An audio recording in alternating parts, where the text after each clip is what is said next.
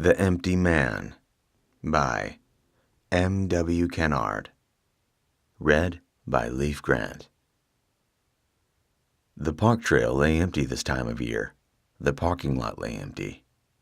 The ground was damp, and the low clouds hung gray and sullen. The rain was gone for now, and in the small spaces between the brooding clouds, the sky looked pure blue, like on a clear summer day. Summer wouldn't be long now. Already the tree buds were softening. Beside the trail, the sprout of green shoots fell tentatively up from between the leaf rot.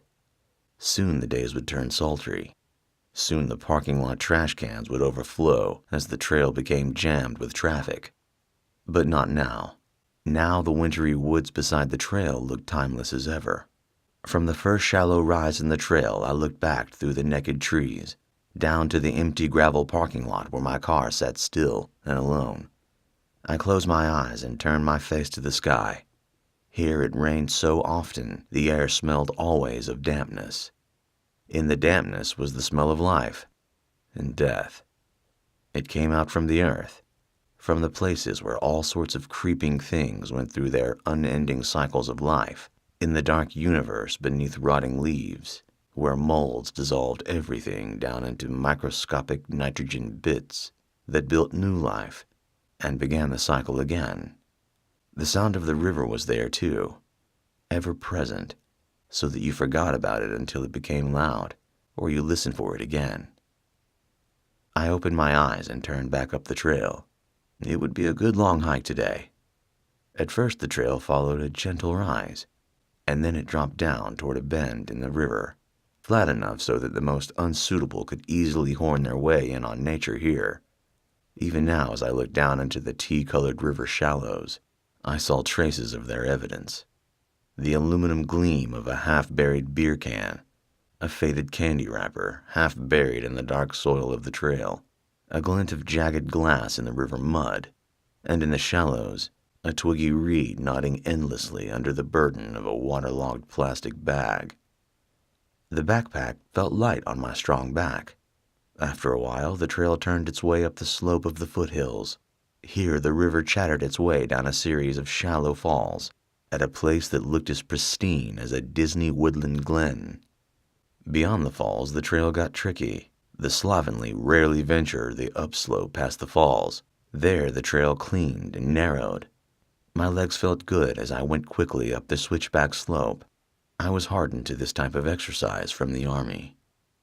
Those were the days not so long ago that changed me. When I was in the Army, I could think of nothing else but what I'd do when I got out. Now I think more often about going back in. In the Army, you are told what to do and where to be. A man can take a perverse comfort in that, or he can learn to hate it so much that for the rest of his life he wants to be left alone. That feeling comes from constantly being around other people, close beside other men, sleeping with them, sitting on an open latrine close beside them, bumping elbows while soaping naked under long rows of shower heads, listening to the endless, meaningless banter to kill time. In the Army, the thing you kill the most is time. I never thought that I would miss that. Now I do. In the fear that comes sometimes at night, I miss it something dreadful. But I can't go back. I can never go back, now that Eddie Harlow is gone. I still can't believe it happened to Eddie. It wasn't supposed to work out that way. I could see it happening to me, but never to Eddie. Eddie was the rare guy to whom bad things never happened, even when there was big danger. Like the time we'd been walking all day and finally been given a break. I was sitting right next to Eddie. Our backs were against a great round boulder. The mountain air was chilly, and the sun felt good against our faces. We were too tired to talk. We were just sitting there, trying to get our strength up for the next climb. I don't know how the kids and the old men manage it in Afghanistan.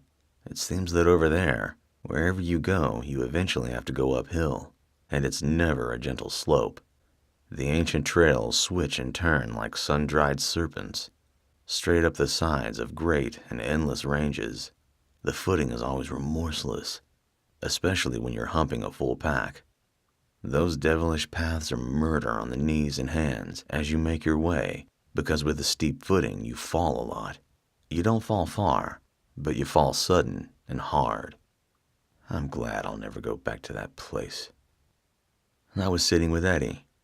We were resting against the rock when out of nowhere there came a shattering explosion in the rock an inch above Eddie's head. We both must have dived 10 feet in opposite directions. Slivers of rock stung my face and knocked off my sunglasses. The sniper shot had been good shooting for the distance. Only 6 inches too high. I was madder about my sunglasses than anything else. They were scratched and ruined from the rock shards. I cussed about that pretty loud as we hugged the bare, stony ground. A few of the boys opened up on a ridge across the valley, about a half-mile away. Captain Day thought he saw movement through his binoculars, and he called up a warthog. It ran until its gun was empty, sounding like a winged demon as it belched and lashed the parched land across the valley, whipping it up into a murderous cloud of dust. And after that, there was no more sniping, but as we moved out, I felt the tingling that comes from imagining eyes staring at you from invisible places. I kept waiting for the next shot to come with better aim, but it never came. The warthog must have done its work. But the shot didn't hit Eddie, and that's the point. It didn't leave a scratch on him. My cheek was cut up from the razor shards of flying rock, bleeding into my beard. Eddie thought it was funny. They ought to give you a Purple Heart for those scratches, he laughed. But he didn't give me too much of a ribbing. He could see how sore I was about my sunglasses. I was right there behind Eddie when he took the mortar fragment. God knows I hate those things. We were walking patrol for once on some flat land, and right after we crossed the canal, it dropped in on us from out of the clear blue sky. It didn't land too close, and we all hit the deck. We opened up in every direction, and a couple of Apaches were called in, and they came clattering around overhead. A few minutes later, when we all stood up again, Eddie stayed down. I went over to him, and he looked sideways at me, squinting up into the sun. The color had gone from him, so that his face looked gray. For the first time since I knew him, he looked scared. "I'm hit," he whispered. There was a lot of blood on the ground and down the front of his pants. I screamed for a medic and went down to him. It didn't look like much, just a small jagged wound about an inch wide on the inside of his thigh. But there was too much blood. Doc ran over and the boys set up a perimeter. Some British medics in the Chinook got there in 15 minutes, and when they lifted him onto the stretcher to carry him away, Eddie closed his eyes, and I saw then that he wouldn't make it. When the word came back, everyone was broken up. Everyone liked Eddie. I was never the same after that. The trail was cool and firm underfoot. Nothing at all like Afghanistan. Nowhere as steep, and no slipping and falling. Today would be a 3-hour hike one way. It was a good day for it. After 2 miles, the trail left the river altogether and turned into the thick wooded heart of the hilly mountains. I breathed a good air. I'd tried before many times to turn off the memories, but as usual, they came right along with me. They kept me company like straw ghosts in front and rear, walking with me in a single-file patrol. Lieutenant Clay was there, so we kept correct pacing. I didn't need a shrink to tell me that I had to find a way to outpace them. I had to find a way to leave those ghosts behind, so that the trail lay empty of everything. Empty of Eddie and all the others.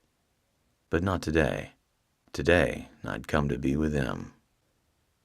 After 2 hours, I finally left the trail and turned straight up the side of a steep, wooded slope. Before the army, I'd found this way by accident because of a deer.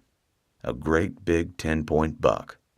It happened one fall when the leaves were ablaze with all shades of red and orange and yellow.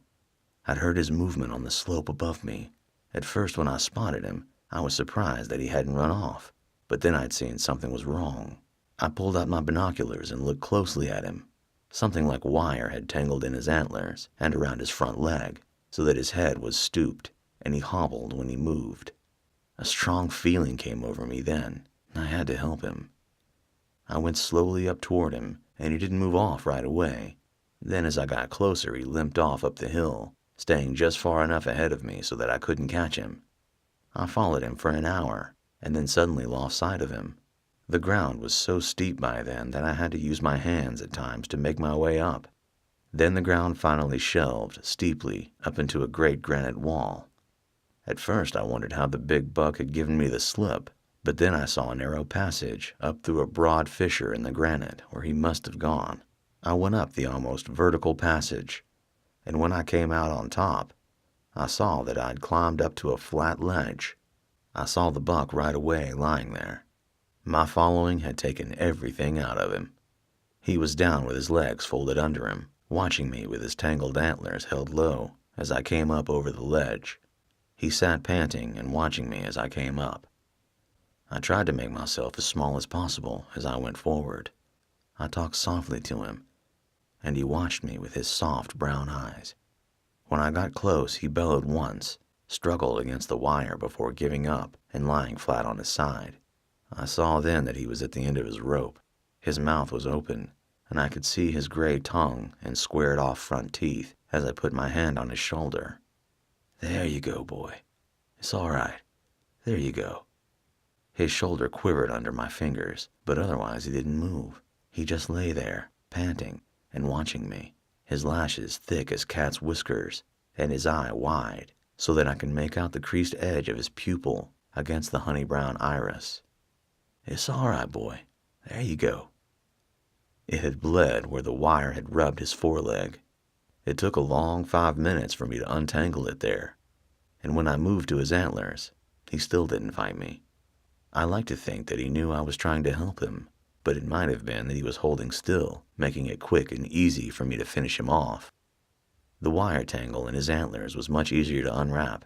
I twisted it off and tossed it aside. Then I took a step back and gave him his space. For a time he lay there, not knowing he was free. I could see his breathing, and I felt again like I had to do something. But as I moved toward him, some leaves rustled under my boots. He lifted his head and looked at me. When he lifted his head, he must have felt that whatever had tangled him was now gone. He got up stiffly. Then he walked sedately back to the place where we climbed up onto the ledge.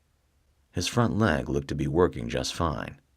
At the ledge, he turned his head, and he studied me for a long moment before he dove down over the ledge and was gone.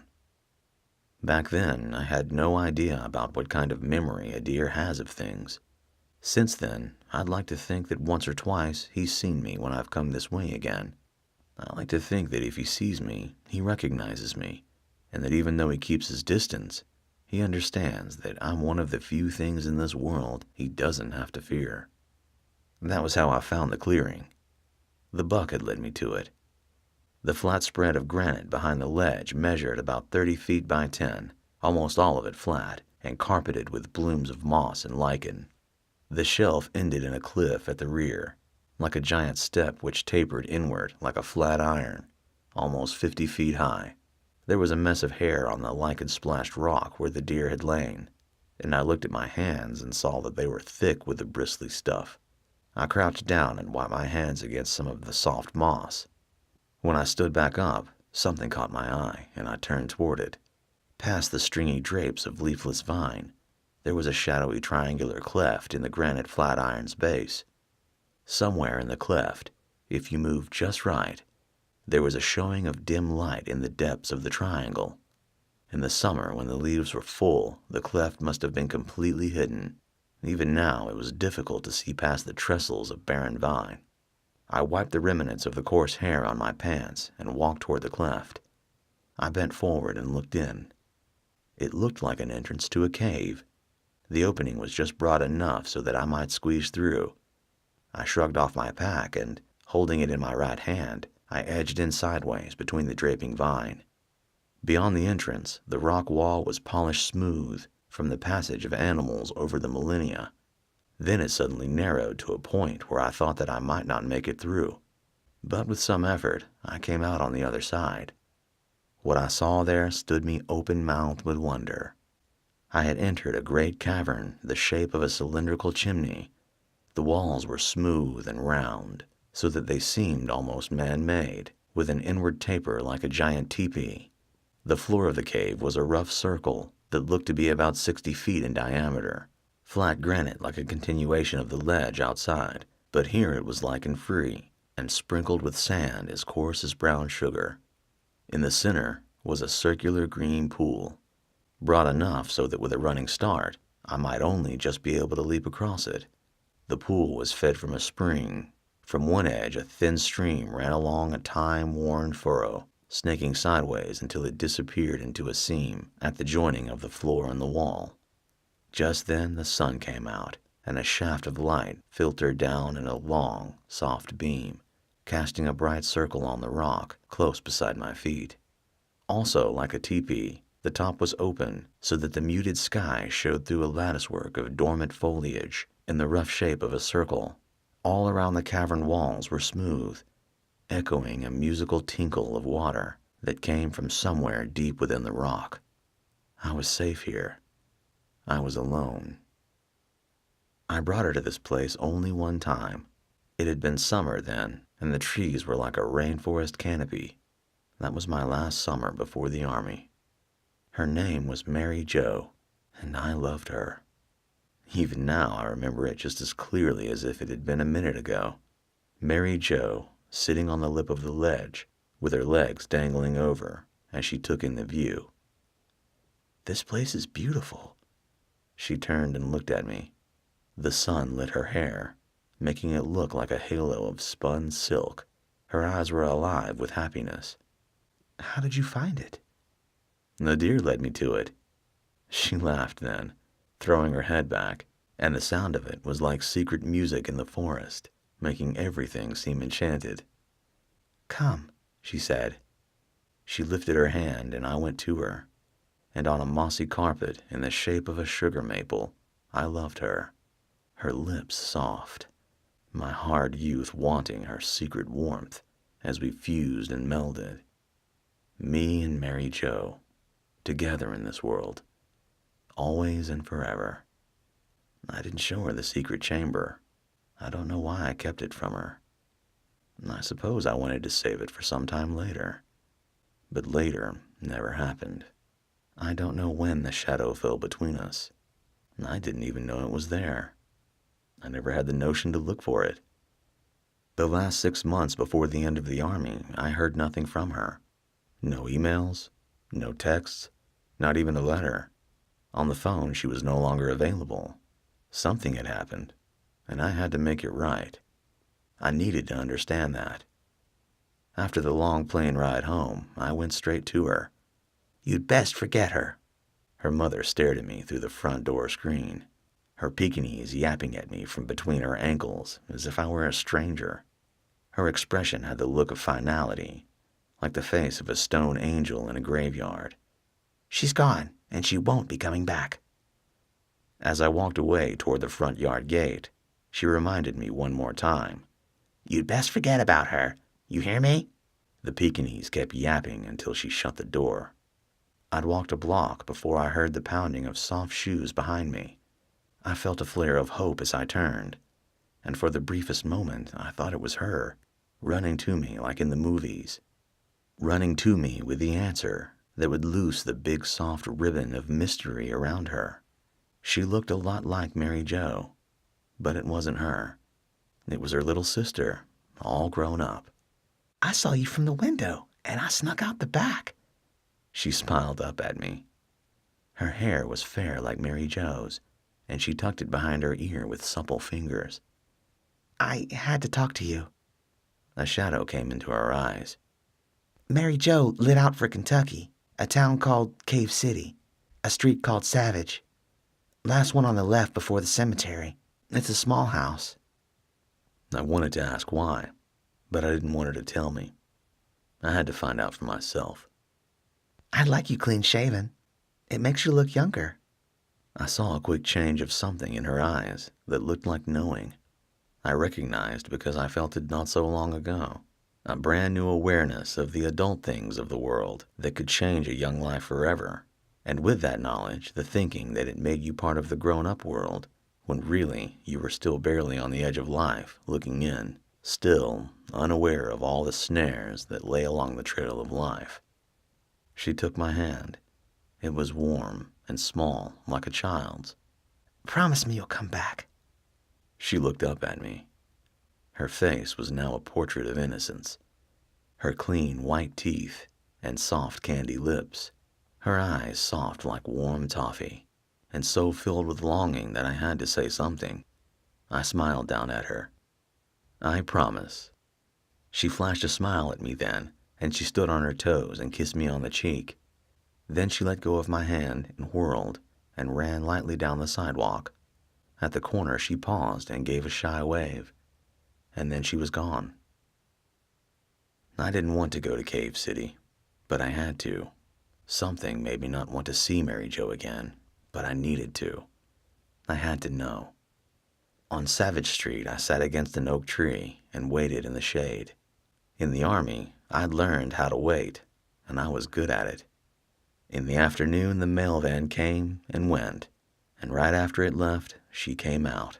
When I saw her, I felt that familiar warmth come over me, like the feeling of coming home. But that warmth turned quickly to bitter acid. She was pregnant. It looked about 6 months. I hadn't seen her for close to a year. She opened the mailbox and gathered her mail and walked back to the house, never once looking up, scanning the junk mail as she walked. I don't know how long I sat there against that tree, still as a stone. You all right, fella? I looked up at the man. He was skinny, his thin cheeks grizzled by stubble. In his hand he held a pitchfork, like the man in the painting. I couldn't bring myself to answer him. I stood and walked away down Savage Street for the last time. With the Army money I'd saved, I'd bought a new car. It was supposed to be a surprise for Mary Jo. That car brought me the long way to the trailhead parking lot. It sits now in the empty lot like a dog for its owner, forlornly waiting, alone, like me, all alone. And if the pain from everything faded so that I could feel, I would feel sorry about that. But emptiness cannot hold feelings. And so the feelings fall right through me, because inside me, there is only emptiness. Eddie is gone. Mary Jo is gone. I sit in the cave and I wait for my decision. I watch the bright circle of sun scribe its way across the rock floor and begin a climb up the concave wall before it fades to nothing. I am good at waiting. Waiting for the moment, that final decisive moment of quick movement before the next moment can reverse it. The quick snatch of the gun to my chin and a bright punch of flame and noise. But the decision does not come to me yet, and I grow weary. The musical tinkle of water from somewhere deep in the rock soothes like a lullaby. I put my gun down on the sandy rock, and I lie beside it with my pack as my pillow. I close my eyes, and I dream. I am with them, with Eddie and all the rest of them, walking that everlasting patrol along the well-trodden path in the mist. It seems that the mist is part of us now, hollow like us, silent like us, as we move with it. I can see Eddie ahead, and I want to call out to him, but my throat is like dry straw, and I make no sound. This startles me awake. I open my eyes, thinking for a moment that I'm on the hard ground in Afghanistan. With the mists of the dream still in my head, it takes a moment for me to understand where I am. The moon has replaced the sun, and it casts a dim blue light onto the hard, flat rock. It lifts the darkness just enough so that I can see that I'm not alone. I see a dark shape across the pond. The buck. He is by the pond, resting on the granite with his legs folded beneath him. Now I can see him clearer. Even with his antlers gone for the winter, he seems bigger now as he looks at me. I lift my head to see him better. He still doesn't move. I am alone with him. I put my head back on the pack. I don't know how long we stared at each other across the pond in the darkness. A minute could have easily been an hour, because it seemed that time stood still. And in that time, It came to me exactly what I should do, as if the decision had been made an age ago and had always been right in front of me. Only the timing of things had kept it hidden. Slowly, I reached my hand for the gun. My movement caused the deer to turn its head to better study me, but he makes no other movement. I did not have to use my flashlight on the trail when I hurried my way back down the mountain in the bright moonlight. The first bloom of reddening dawn was in the sky when I reached my dew-drenched car. The woods are still dark and deep, and the road ahead is long. It reaches out before me like a mercury ribbon in the dawn light. I know that the deer sensed no danger from me back in the cave when I slowly stood up and went to the pond. He didn't even move. He only watched. The water was icy when I put my hand down into it. For a moment, I felt a chill as the image of something dark and shadowy came to me from down in the depths of the pond, as if something had stirred down there and was lifting up, making ready to flash up and seize hold of my arm and pull me down into the coldness. But the image left suddenly when I opened my hand and let the gun drop slowly down into the unfathomable depths.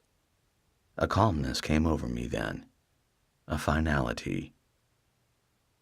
I like to think that I'll see that big buck again one day. He watched me stand and take up my pack and go back out through the narrow entrance. When I was outside in the moonlight, right before I went down over the ledge, something made me look back, and I saw him in the moonlight. He'd followed me out and was standing there at the moonlit entrance, watching me go. The road is long. Even in the morning light, the woods are forever deep. A steady rain begins to fall, a cleansing rain that shields me from my old memories and brings to me a new memory and a hope that comes with it. The memory of a girl all grown up and with love in her eyes. As the long, silvery road takes me, I like to think that she's waiting for me, that she'd been waiting all along until the time was right. I like to think that. I really do.